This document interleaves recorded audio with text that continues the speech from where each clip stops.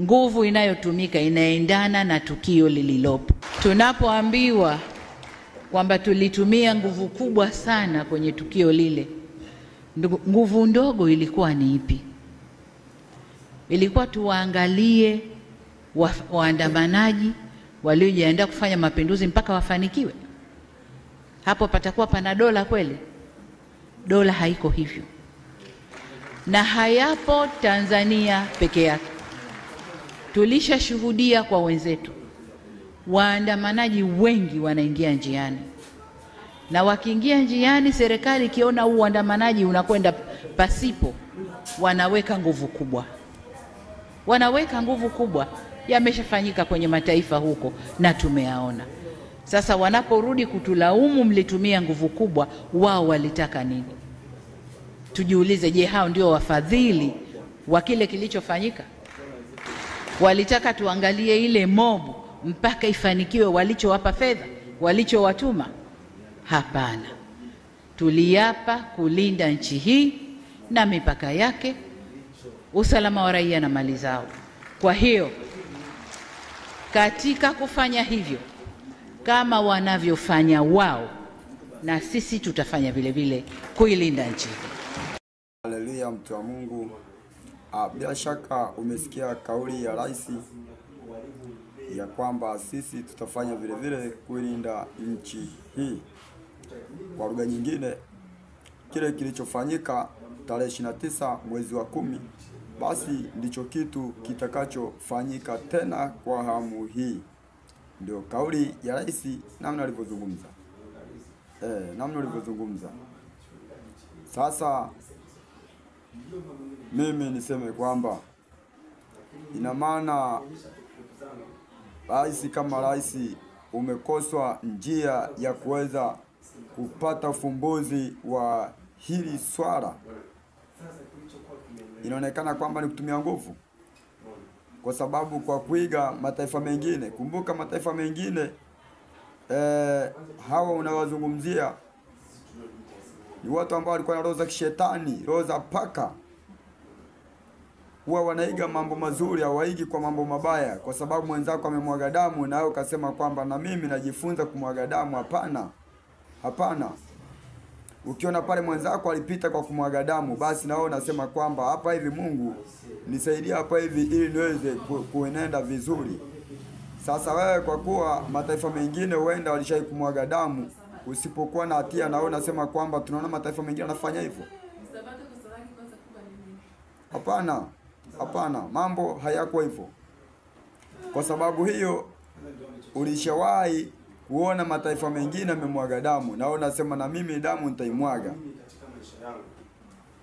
Nguvu iliyotumika nyuma ndio nguvu itakayotumika. Hapana. Turudi hata kwenye vitabu vya dini tukasome. Mimi nilishawahi kusema huyu mfalme Daudi alimkosea Mungu. Lakini baada ya kumkosea Mungu, Daudi alirudi kutubu, kwa sababu Mungu alitaka angamize lile taifa. Alitaka angamize Israeli, lakini Daudi alirudi kwenye mikono ya Mungu akisema, Mungu, mimi nimekosa, naomba rehema. Kwa sababu hiyo Mungu alitaka amwadhibu Daudi na lile taifa lake na watu wake waliomo ndani. Lakini Daudi alivyoona vile, akasema, Mungu, basi kama ndivyo na uniadhibu mimi. Acheni watu hao waishi. Sasa wewe rais, baada ya kuwalinda watu wako, wewe ni kuua. Wewe ni kuua, na unajisifia kabisa. Unajisifia kuua. Sasa kauli hii ni kauli moja ya utata, ni kauli moja ya kijeuri, ni kauli moja ya kiburi. Hii kauli ni kauli moja ya kiburi sana. Kwa sababu kipindi cha nyuma ulisema kwamba mimi haukutakuwa na maandamano na mimi ndiye amiri mkuu wa majeshi. Ukaja ukasema ya kwamba hakuna atakayekuja kusema nywinywi wala nyinyi. Baada uzungumze na Watanzania vizuri, kwa upendo, kwa unyenyekevu, wewe unatumia nguvu. Utawala, kuendesha nchi ama kuwa kiongozi yote ile, uwezi ukaendesha kwa nguvu. Uwezi ukaendesha kwa nguvu. Uwezi ukaendesha kwa nguvu na mkaenda vizuri wewe na wananchi wako. Ni ngumu sana hiyo. Hiyo ngumu sana, ngumu sana hiyo, ngumu. Ngumu sana, lakini ngoja nikwambie. Mfalme Sulemani, Mungu alimuuliza ya kwamba unataka nikufanyie nini? Jambo gani unataka uliombe nikufanyie? Akamwambia Mungu, mimi naomba unipe hekima tu. Nipe akili tu, sitaki kingine. Nipe akili, nipe maarifa, nijue namna gani ya kutenda. Sasa nyinyi nikutumia mabavu, nikutumia nguvu ya kwamba mulitaka tufanye nini? Ndio majibu. Mulitaka tufanye nini? Hey. Nchi ni ngumu.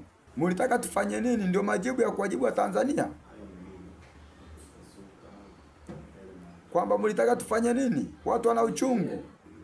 Watoto wao wameuawa. Watu wamepoteza wazazi wao. Wamepoteza watoto, wamepoteza wazazi, wamepoteza mama zao. Wewe majibu nayokuja nayo ni kusema kwamba mulitaka tufanye nini? Wewe kama mheshimiwa rais unaitegemewa kwamba utazungumza lugha ambaye itakuja kuwafariji watu. Wewe ndio unakuja kuzungumza lugha ya hivyo. Mfalme Sulemani alimwomba Mungu hekima, alimwomba Mungu maarifa, akili, namna ya kutenda.